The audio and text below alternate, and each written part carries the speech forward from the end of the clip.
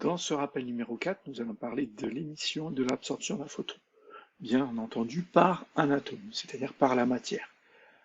Euh, on va faire le lien aussi avec les spectres que vous avez vus en seconde, finalement. Donc vous avez vu des spectres d'émission, ça signifie que finalement là, un atome bien particulier est capable d'émettre certaines lumières bien précises, certaines lumières colorées, c'est-à-dire certaines radiations monochromatiques, et ici on dira certains photons. Il va pouvoir émettre certains photons correspondant à certaines couleurs bien précises, comme vous pouvez le voir. Et on va avoir un spectre d'absorption, c'est-à-dire si on l'envoie toute la lumière, c'est-à-dire plein de photons différents avec différentes énergies parce que différentes fréquences, eh bien, l'atome va être capable d'en absorber certains. Maintenant, on y va. Donc, on avait représenté dans le rappel numéro 3 les niveaux d'énergie d'un atome par ce petit diagramme, c'est-à-dire simplement un axe, et on représente par un plateau, un trait horizontal, un niveau d'énergie de l'atome. Donc le niveau d'énergie plus bas, c'est lorsque les électrons de l'atome sont rangés comme on a l'habitude de la ranger. On commence par remplir la couche 1s, ensuite la 2s, ensuite la 2p, et ainsi de suite.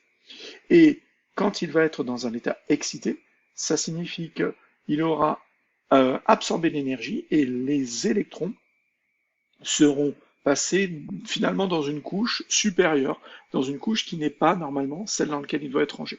Du coup, l'atome est dans un état excité. Alors comment exciter un atome?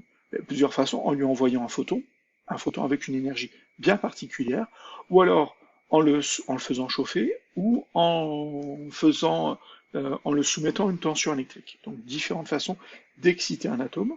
Et quand il est excité, au bout d'un moment, il va vouloir finalement revenir dans son état d'énergie fondamentale, et donc il va se désexciter. C'est la désexcitation. Et quand il se désexcite, ici, il va émettre un photon, c'est-à-dire il va émettre de la lumière.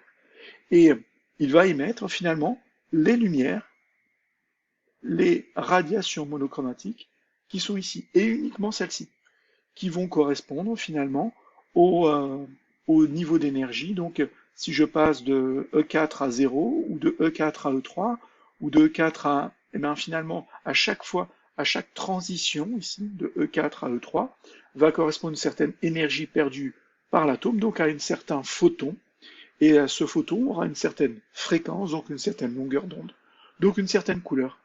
Et c'est ce qu'il est capable d'émettre. Bien sûr, s'il est capable de l'émettre, il est capable de les absorber. Ça veut dire que si je lui envoie toute la lumière blanche, c'est-à-dire toutes les radiations monochromatiques de toutes les couleurs, c'est-à-dire tous les photons avec toutes les énergies possibles, eh bien, il va être capable d'en absorber certains.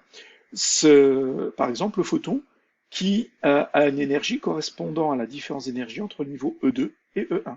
Donc il va absorber ce photon, et ça va par exemple correspondre à une certaine fréquence, donc à une certaine longueur d'onde, qui va peut-être correspondre à une radiation monochromatique dans le rouge. Donc c'est l'excitation, la désexcitation, l'excitation d'un atome, augmentation du niveau d'énergie. Comment? Parce que ces électrons sont dans des couches ou des sous-couches supérieures à ce qu'ils devraient être, et, euh, et ça correspond à certains photons qui sont absorbés ou émis, et donc ça signifie à certaines énergies, donc certaines longueurs d'onde, donc certaines radiations monochromatiques, donc certaines couleurs.